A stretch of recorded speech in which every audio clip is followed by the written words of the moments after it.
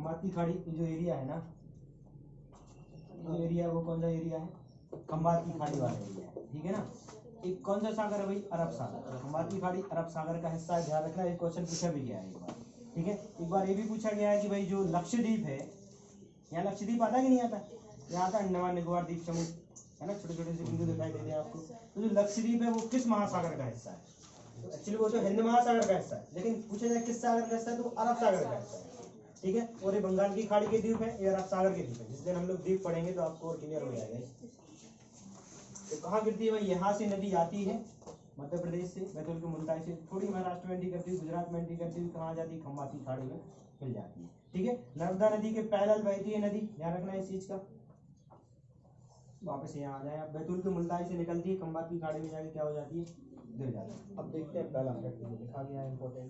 तो सबसे पहले आप उद्गम ही देख लीजिए।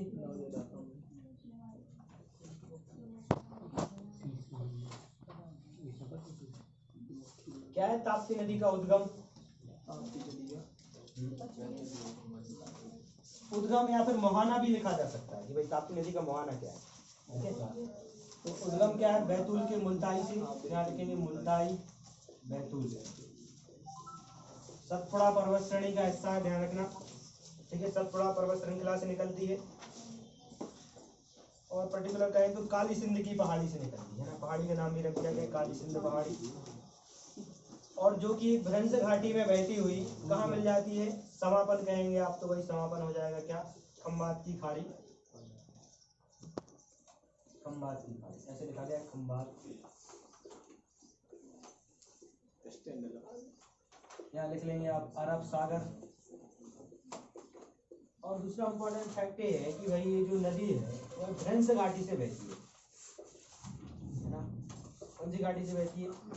भ्रंश घाटी से। और आपने देखा होगा कि नर्मदा भी भ्रंश घाटी से होकर बहती है, रिफ्ट वैली से, इसलिए वो डेल्टा न बना के क्या बनाती है? एस्चुरी।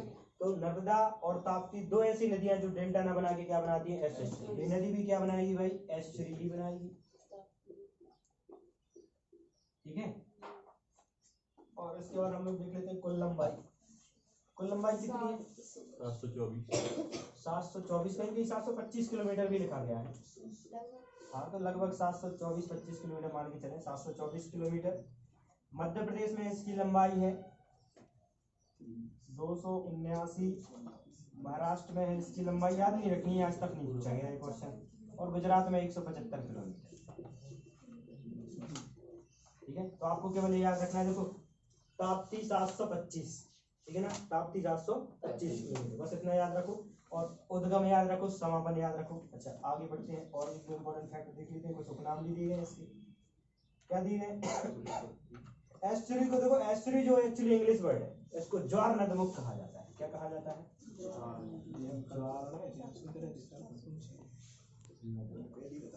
ठीक है ना, जहाँ पर नदी जाके मिलती है उसको एस्चुरी को, एस्चुरी इंग्लिश वर्ड है, यदि हिंदी में कहेंगे तो उसको ज्वार नदमुख कहेंगे। चलिए भाई, इसके उपनाम भी है सूर्य की पुत्री, ये कौन सा? और भी है, नहीं ये नाम सूर्यसुता, सूर्य की पुत्री सा तो बेतबा को भी तो बोलते हैं। सूर्यसुता, सूर्य की पुत्री लिखा है इधर। तापी, उधर शिव की पुत्री लिखा था मैंने। तापी, पयोषणी,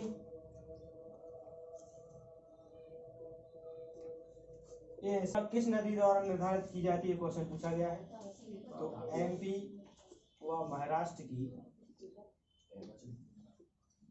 प्राकृतिक सीमा निर्धारित करती है। मतलब जो प्रकृति द्वारा, यदि आप देखें तो अब नदी के आधार पर देख लेंगे, यहाँ से नदी जा रही है तो इस साइड वाला नीचे वाला एरिया क्या है? महाराष्ट्र। ऊपर वाला क्या है आपका?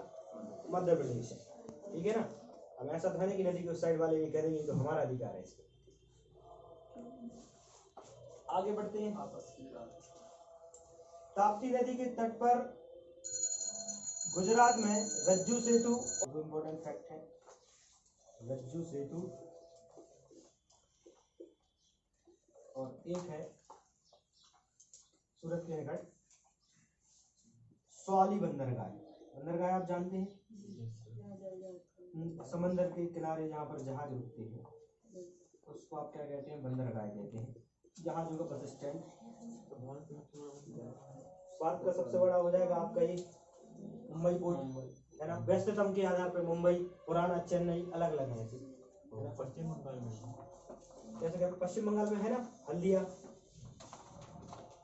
पूरा आपका जो कोस्टल एरिया है काफी बंदरगाह है, बड़े बड़े कहा जाए तो बहुत सारे बंदरगाह बने हैं। हम लोग पढ़ेंगे, टेंशन मत लो आप। ये देखो बना हुआ भाई ने, ये पढ़ा है, किसने पढ़ा है? आप ही की खुशी की बात है। कम से कम आप संभाल के तो रखें, कुछ लोग तो भूल ही गए कि क्या पढ़ा था। और भी देख लेते हैं भाई इस नदी तंत्र में जो भाई सहायक नदियां हैं इसकी पूर्णा, गिरना, काफी सारी सहायक नदियां हैं है ना। तो मेन ले लेते हैं एक दो अपन, ठीक है। एक याद रख लो आप क्या, पूर्णा नदी को। एक याद रख लो आप क्या, गिरना को।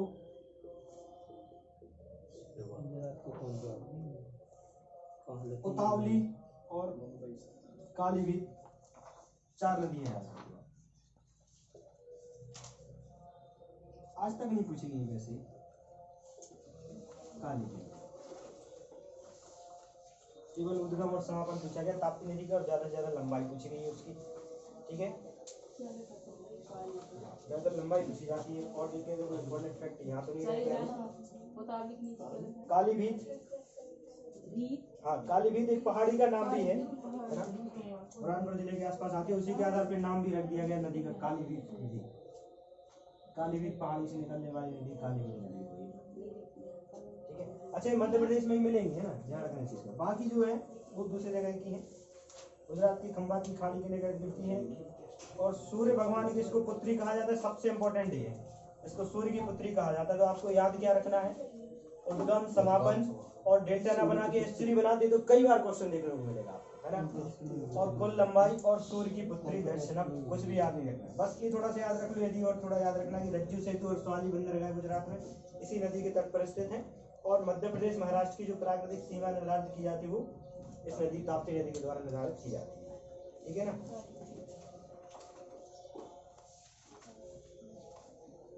अच्छा इंपॉर्टेंट बसे हुए शहर, जो कि सूरत कपड़ों के लिए बहुत प्रसिद्ध है, जिसके किनारे बसे हुए शहर हैं जो इम्पोर्टेंट है। एक तो बैतूल का मुल्ताई हो गया है ना, मुल्ताई।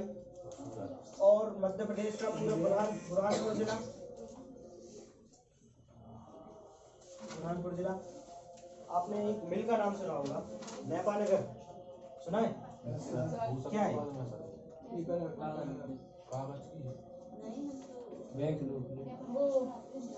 वो तो देवास की बात है, बैंक नोट प्रेस। कागज में लेना नेपानगर, कागज मिल वो अखबार मिल जो होशंगाबाद वाली है, अच्छा है ना। तो कागज मिल जो नेपानगर सबसे पहली मिल है मध्य प्रदेश की, नेपानगर बुरहानपुर में स्थित है। तो वो इसी नदी जब ये बनाया गया था तो एक्चुअली इसको बनाने का उद्देश्य सही था क्योंकि ताप्ती नदी के पानी का यूज किया जाता है इस फैक्ट्री में, ठीक है। तो आप थोड़ा सा याद रख लेंगे जो नेपानगर है बुरहानपुर में आता है वो किस नदी के किनारे स्थित है, ताप्ती नदी। और सबसे इम्पोर्टेंट शहर जो गुजरात का है सूरत, कपड़ों के लिए प्रसिद्ध सूरत जो गुजरात में आता है, इसी नदी के किनारे स्थित है। अच्छा एक चीज और, काकरा पारा और उकाई परियोजना इसमें दिया गया है, ये दिया गया है। दोनों परियोजनाएं, काकरा पारा और उकाई परियोजना, ये हो जाएगी महाराष्ट्र में, ये हो जाएगी कहाँ, गुजरात। दोनों परियोजनाएं किस नदी पर स्थित है? क्योंकि बॉर्डर पे ही स्थित है, महाराष्ट्र इंडिकेशन दिया गया है यहाँ पे। वैसे दोनों परियोजनाएं गुजरात में ही आती है ना, बॉर्डर पे तो हम लोग मान लेते हैं, चलो दोनों गुजरात में ही ले लेते हैं, काकरा पारा और उकाई। हाँ दोनों परियोजनाएं गुजरात में और किस नदी पर स्थित है? ताप्ती नदी पर। बस इतना याद रखना है आपको, इतना याद रहेगा। और डायग्राम याद रखना है कि देखो नदी कहाँ आती है, नीचे साइड बहती है, नर्मदा के समान अंदर बहती है। तो नर्मदा आप ऑलरेडी याद कर ही चुके हैं, ताप्ती भी याद कर चुके हैं। ये हो गया ताप्ती नदी तंत्र। ताप्ती नदी का अपवाय तंत्र बिल्कुल अलग ही है क्योंकि वो किसी भी नदी में जाके नहीं मिल रही है, इसलिए उसका अपवाय तंत्र बिल्कुल क्या सेपरेट है, तो रहनी है इसके बारे में। और लोअर ताप्ती परियोजना, ये भी थोड़ा याद रखिएगा, अपर और लोअर ताप्ती परियोजना, हाँ अपर ताप्ती परियोजना और लोअर ताप्ती परियोजना, ठीक है। ये किस नदी पर स्थित है? ताप्ती नदी पर स्थित है। मध्य प्रदेश महाराष्ट्र की संयुक्त परियोजना है। ये हो गया धार जिले, कहाँ से निकलती है माही नदी? धार जिले से। तो धार जिला कहाँ बनेगा अपना? ये रहा धार जिला, पश्चिम बंगाल। ये धार झाबुआ अलीराजपुर किस संभाग का जिला है? धार इंदौर का है कि नहीं? पक्का? करके देखा तो 2 बार काट। हाँ ये वही नदी, इसलिए तो इसको पढ़ना है अपन को। देखो धार से निकलती इस तरीके से पहले राजस्थान में जाती है, वापस कहाँ जाती है, गुजरात में जाके ये भी कहाँ गिर जाती है, अरब सागर में जाके गिर जाती है। ठीक है ना। हाँ, और धार जिले से निकलती है, क्योंकि देखो मध्य प्रदेश की नदी है और एक कर्क रेखा को 2 बार काट दी। देखो इस तरीके से कर्क रेखा गुजरी है कि नहीं, है ना। तो यहाँ से देखो एक बार यहाँ काट देती है और फिर से वापस आती है तो फिर से यहाँ काट देती है।